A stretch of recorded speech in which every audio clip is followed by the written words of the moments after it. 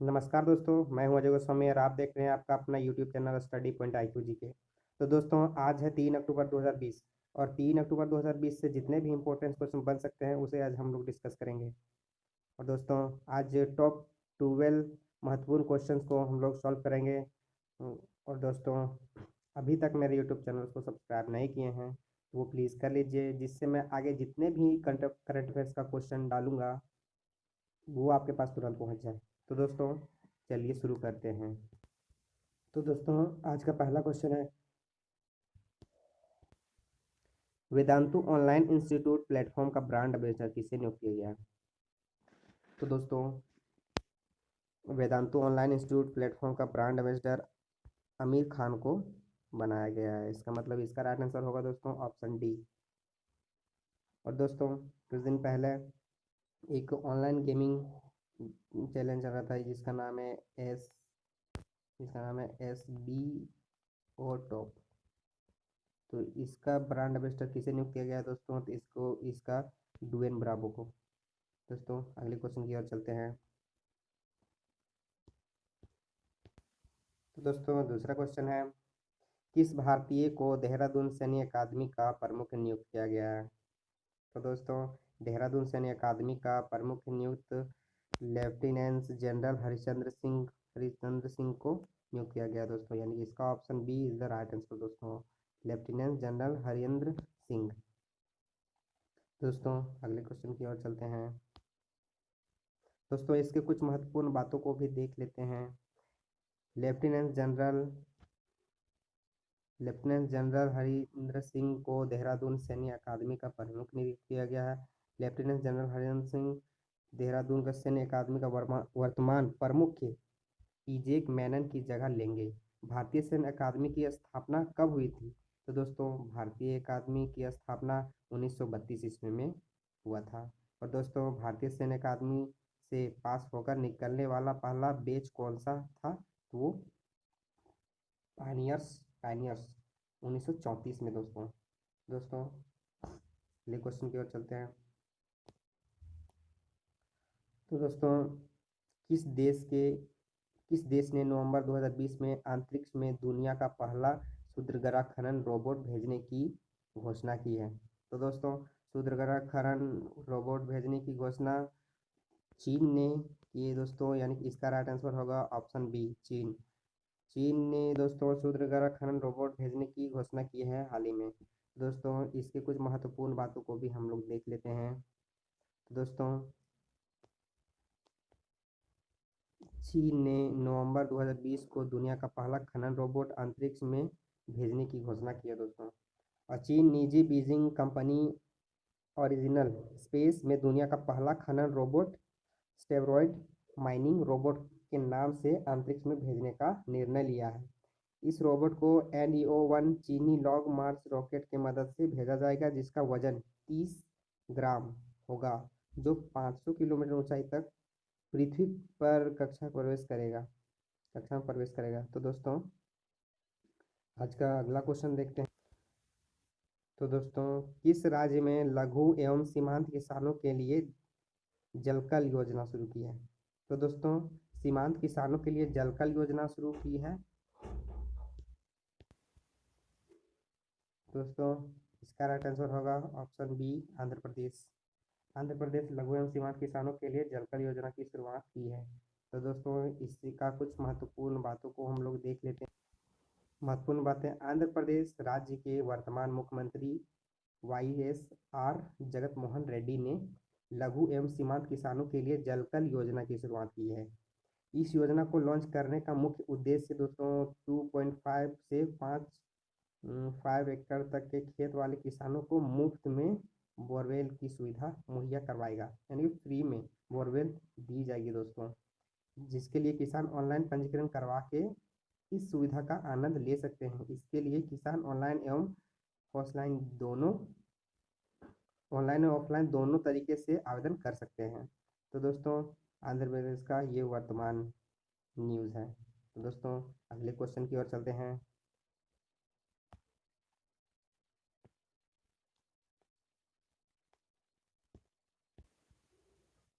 तो दोस्तों, कंबोडिया देश में भारत का अगला राजदूत किसे नियुक्त किया गया है? तो दोस्तों इसका राइट आंसर होगा ऑप्शन ए देवयानी उत्तम खोब्रागडे। दोस्तों देवयानी उत्तम खोब्रागडे को भारत का अगला राजदूत नियुक्त किया गया है कंबोडिया देश में होने के लिए। तो दोस्तों अगले क्वेश्चन की ओर चलते हैं। तो दोस्तों अगला क्वेश्चन है, किस भारतीय को देश का पहला कोविड क्रूसेडर अवार्ड 2020 दिया गया? तो दोस्तों इसका राइट आंसर होगा ऑप्शन डी इकबाल सिंह चहल। इकबाल सिंह चहल को कोविड क्रूसेडर अवार्ड 2020 से सम्मानित किया गया है। तो दोस्तों अगले क्वेश्चन की ओर चलते हैं। तो दोस्तों इकबाल सिंह चहल ये हैं और इससे कुछ महत्वपूर्ण बातों को भी हम लोग देख लेते हैं दोस्तों। तो इकबाल सिंह चहल देश का पहला कोविड क्रूसेडर अवार्ड 2020 हासिल करने वाले भारतीय बने हैं। नगर निगम ग्रेटर मुंबई के नगर आयुक्त इकबाल सिंह को मुंबई के सनम धारावाहिक जैसे भीड़भाड़ वाले शहर में कोरोना वायरस संक्रमण को कंट्रोल करने के लिए इस अवार्ड से सम्मानित किया गया है। तो दोस्तों इसका कहना है कि मुंबई में सनम धारावाहिक जैसे भीड़भाड़ वाले शहरों में भी इसे मतलब अवार्ड से सम्मानित किया गया है कंट्रोल करने के लिए। दोस्तों इकबाल सिंह चहल 1989 बैच के महाराष्ट्र कैडर के IAS अधिकारी है जो कि वर्तमान में नगर निगम ग्रेटर मुंबई के नगर आयुक्त के रूप में कार्यरत है। तो दोस्तों अगला क्वेश्चन देखते हैं, किस शहर में स्थित नेशनल इंस्टीट्यूट ऑफ न्यूट्रिशन ने पुरुष एवं महिलाओं का आदर्श वजन 65 से 55 किलोग्राम संशोधित किया है? तो दोस्तों इसका राइट आंसर होगा हैदराबाद जो है दोस्तों ये नेशनल इंस्टीट्यूट ऑफ न्यूट्रिशन ने भारत एवं महिलाओं का आदर्श वजन 65 से 55 किलोग्राम संशोधित किया है। तो दोस्तों अगले क्वेश्चन की ओर चलते हैं। थोड़े दोस्तों कुछ इसके महत्वपूर्ण बातों को भी जान लेते हैं। National institute of nutrition Hyderabad में भारतीय पुरुष और महिलाओं के आदर्श वजन से 5-5 किलोग्राम वजन का संशोधित किया गया है और जिसके तहत पुरुष का वजन 65 किलो और महिलाओं का औसत वजन 55 किलोग्राम है होना चाहिए। पुरुष के लिए ऊंचाई 5.6 से बढ़ाकर 5.8 इंच की गई है जबकि महिलाओं की ऊंचाई 5 फीट से बढ़ाकर 5.3 इंच की गई है। तो दोस्तों अगले क्वेश्चन की ओर चलते हैं। तो दोस्तों अगला क्वेश्चन है, किस बैंक ने warehouse commodity finance app launch किया है? तो दोस्तों warehouse commodity finance app launch किया है HDFC बैंक जो है दोस्तों वो warehouse commodity finance app launch किया है। तो दोस्तों इसका राइट आंसर होगा ऑप्शन सी। दोस्तों इससे रिलेटेड कुछ महत्वपूर्ण बातों को भी हम लोग जान लेते हैं। महत्वपूर्ण बातें, HDFC बैंक में देश का पहला warehouse commodity finance app launch किया है। इसके तहत ग्राहक बिना किसी भौतिक हस्तक्षेप या बैंक शाखा में जाए बिना वस्तुओं की प्रज्ञा के खिलाफ रेल का प्रबंध करने में सक्षम होंगे। HDFC बैंक के वर्तमान CIO कौन है? तो आदित्यपुर। दोस्तों HDFC बैंक का मुख्यालय कहाँ स्थित है? तो वो है मुंबई में। और HDFC बैंक की स्थापना कब की गई थी? तो 1994 में। तो दोस्तों अगले क्वेश्चन की ओर चलते हैं। तो दोस्तों 2 अक्टूबर 2020 को महात्मा गांधी की कौन सी जयंती मनाई गई? तो दोस्तों महात्मा गांधी की कौन सी जयंती मनाई गई? तो वो है दोस्तों 151वीं, यानी कि ऑप्शन ए 151वीं मनाई गई थी दोस्तों। तो दोस्तों इससे रिलेटिव कुछ हम महत्वपूर्ण बातों को भी देख।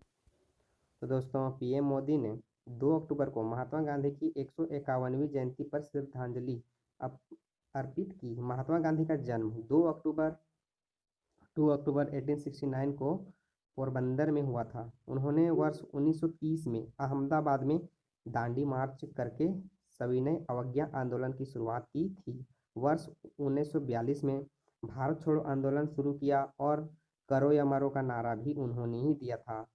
उन्होंने दक्षिण अफ्रीका के अपने जीवन में 21 साल बिताए और वह 1915 में भारत लौट के आ गए थे। तो दोस्तों इसके कुछ महत्वपूर्ण बातों को भी देख लिए। तो दोस्तों अगले क्वेश्चन की ओर चलते हैं। तो दोस्तों अगला क्वेश्चन है, एक राष्ट्र एक राशन कार्ड योजना के तहत तमिलनाडु को किस राज्य के साथ एकीकृत किया गया है? तमिलनाडु को किस राज्य के साथ में एकीकृत किया गया है दोस्तों? तो इसका राइट आंसर होगा ऑप्शन ए, अरुणाचल प्रदेश। अरुणाचल प्रदेश के साथ दोस्तों एक राशन कार्ड योजना के तहत, यानी एक राष्ट्र एक राशन कार्ड योजना के तहत तमिलनाडु को साथ में शामिल किया गया है। तो दोस्तों इसकी कुछ महत्वपूर्ण बातों को हम लोग देख लेते हैं। तो दोस्तों भारत सरकार ने तमिलनाडु राज्य को अरुणाचल प्रदेश राज्य के साथ एक राशन कार्ड योजना के तहत एकीकृत किया है। One nation one ration card योजना के तहत अब तक कुल 28 राज्य और केंद्र शासित प्रदेश तक दूसरे से जोड़े गए हैं। इस योजना के अंतर्गत राज्यों के केंद्रीय भंडार राशन कार्ड के लाभार्थियों के डेटा उपलब्धित एवं राष्ट्रीय पोर्टेबिलिटी लेन देन में आसानी होगी। तो दोस्तों इससे कुछ महत्वपूर्ण बातों को हम लोग देख लें। दोस्तों अगले क्वेश्चन की ओर चलते हैं।